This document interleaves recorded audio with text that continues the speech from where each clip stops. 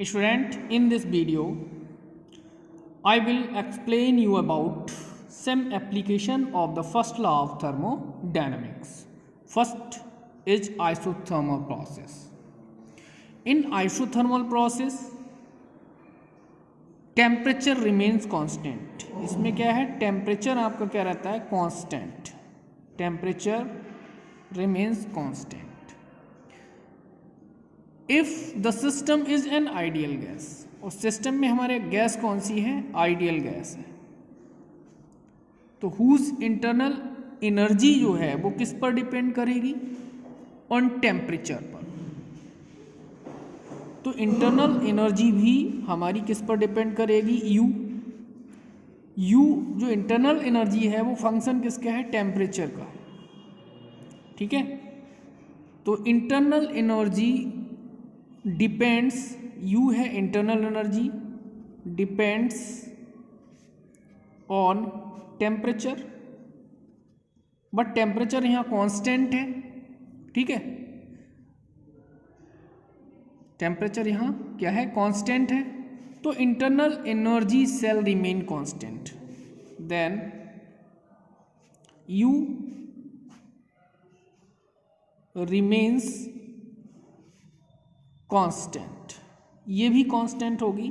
तो जो change in internal energy है वो क्या होगा, जीरो होगा. वो क्या होगा, जीरो होगा. देन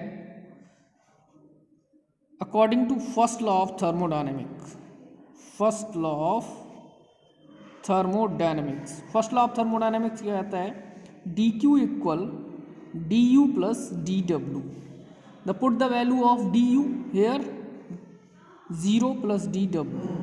तो डी क्यू इक्वल क्या हो जाएगा, डी डब्ल्यू. ठीक है. तो heat supplied in an isothermal process is used entirely to do work against the external surroundings. ठीक है.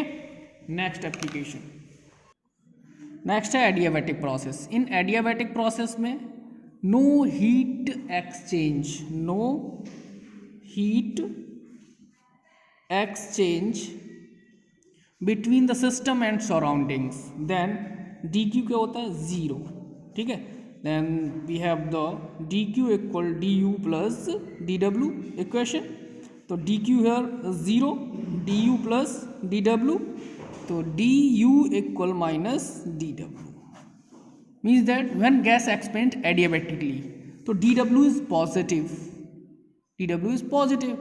Therefore du must be negative. Internal energy of the system would be decreased and the gas will be cooled. ठीक है. Next है हमारे पास C, isochoric process. Isochoric process, isochoric process में क्या है बेटा, हमारे पास जो वॉल्यूम है, ठीक है, वो क्या रहता है, कांस्टेंट रहता है. आइसोकोरिक प्रोसेस में वॉल्यूम कांस्टेंट रहता है. तो वॉल्यूम कांस्टेंट रहता है तो डीबी क्या होगा, जीरो. तब हम वर्क डन निकालेंगे. Small work done D W होता है पी डेल्टा वी. तो यहाँ से डी डब्ल्यू क्या आएगा, पी और ये जीरो, तो जीरो डी डब्ल्यू आ गया हमारे पास zero. Then D Q equal D U plus D W. Value रखेंगे आप डी डब्ल्यू की, तो डी क्यू इक्वल आएगा डी यू और ये हो गया आपके पास जीरो. तो D Q equal D U.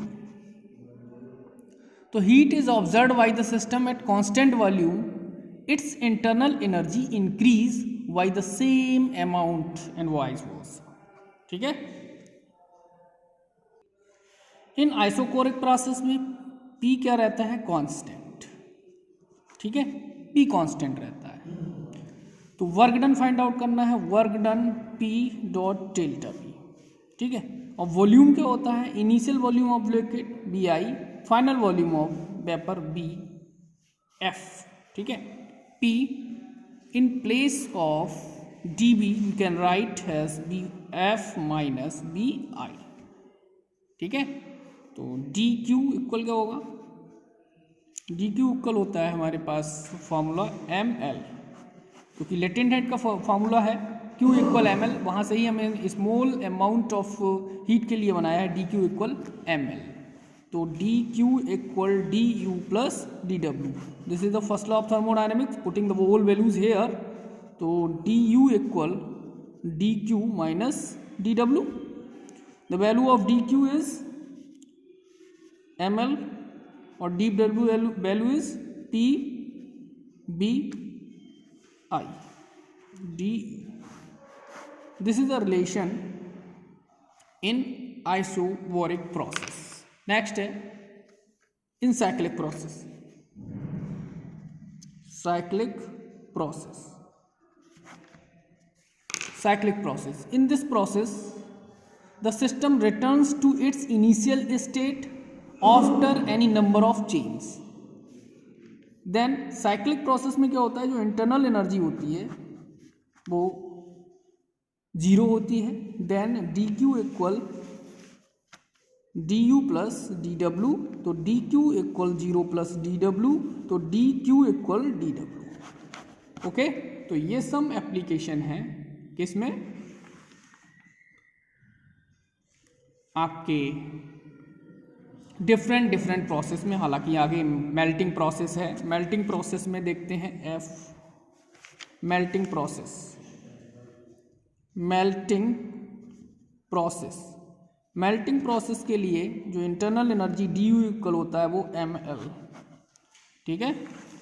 और बॉइलिंग प्रोसेस भी है, हालांकि फ्री एक्सपेंशन भी है, ठीक है।